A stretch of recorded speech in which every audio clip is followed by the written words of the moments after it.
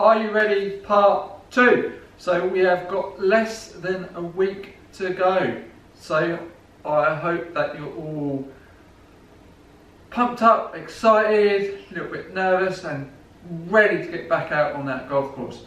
Now it's just a few points, so in addition to what I've mentioned already in the part 1 was in regards to just trying to get your cardio up to speed kind of thing, so you can get those 5 miles and not be too exhausted or tired and you're fatigued, so you don't lose that timing. So you've got 2 columns in golf, so you've got your technique and you've got your timing.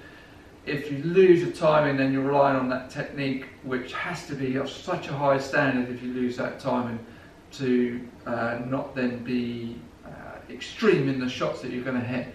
So if you can maintain that level of energy where you don't lose the timing, that will make a huge difference to your shots.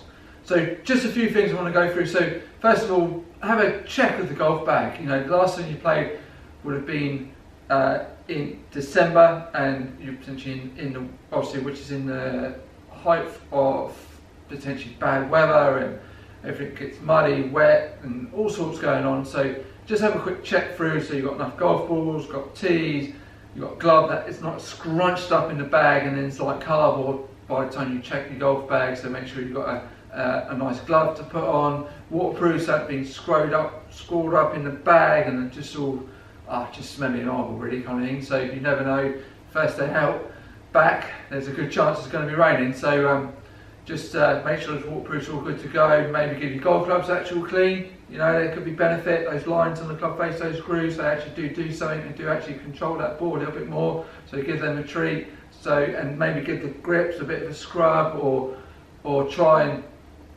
get that sorted before you play. So if there's any grips that are a bit shiny, so basically you can see your reflection in the grip, and you can almost do your barnet, so which is probably quite long at the moment.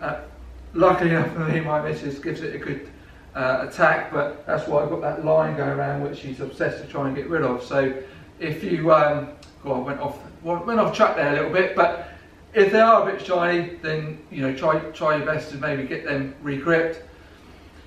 Now I've mentioned obviously the cardio, so trying to get that up to speed. So if you do a breakdown of a round of golf, so say you're roughly doing 90 shots a round, so score 90. Yeah, so if you're, say you're hitting the 35 mark on the putting, just a bit easier on the old maths there.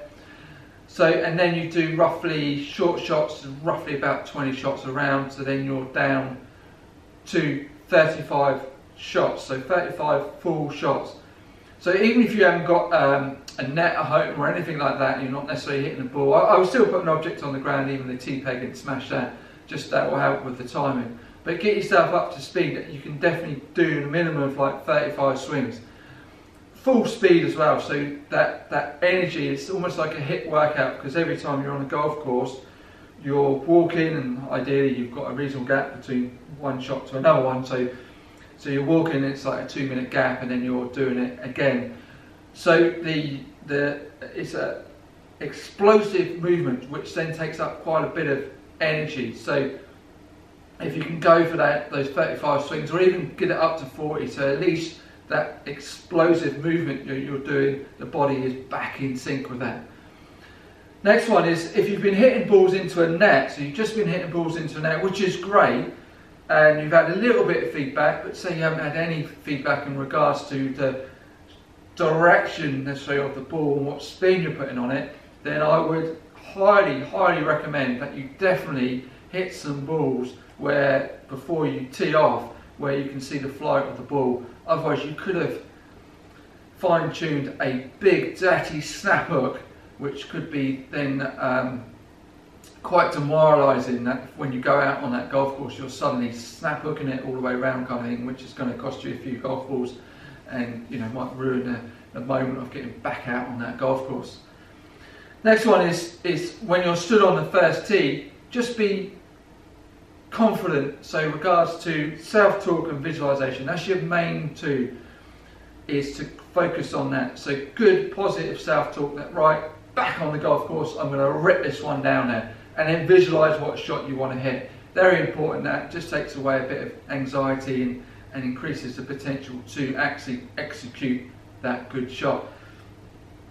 Next one is be confident on, pick out your preferred choice of club, as in regard the faithful one, the one that's the most reliable. So if you've got a faithful hybrid, knock that one down there. Even if it's not the right club for that hole, just to get off that first tee, makes a huge sort of difference if you can just knock a reasonable shot down there. So don't pick anything out that's too risk and reward kind of thing. Such if you prefer to hit the driver because it's a nice big head and it will give you a bit more confidence that 460cc is kind of more likely make contact with that ball, then grab that one. But if you've got a preferred one like a hybrid, a 7-wood or a 5-wood, or even like a 6-iron, you just want to get one down there and get going, then go for that option. The expectation levels have got to be set that you haven't potentially been on the golf course for like 3 months, so which is a long time. So don't try and put too much pressure on yourself. You're there to get back out on that golf course and enjoy yourself. So to cover that a little bit, just be aware of the height for the tee peg. So if you tend to top it, then tee it up a little bit higher. If you tend to be a bit steep and sky it a little bit, then just be careful, just tee it down that fraction a bit lower. Then that'll give you a bit more of a chance when you're on that first shot to get that decent tee shot down there. And the final one is just awareness of the target. So if you've been hitting into a net, you've just been doing swings in the garden, you haven't necessarily been focused on a target. So that's a crucial one that you could leave out. So the normal one is, oh, keep your head down and make sure you hit the ball, but that's the worst thing you could possibly do. You're not turning and rotating through to that target. So I'm going to hit it straight at the camera. The last thing you want is just that swing down and not look at that target.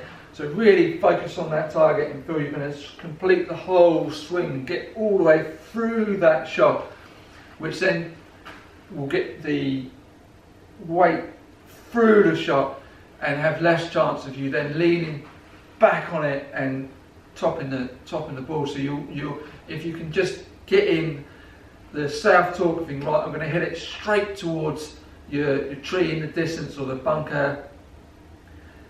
Good positive south torque, visualize that shot and make sure you complete and turn through the whole swing. That will give you a good chance of knocking that first shot down and straight down the middle.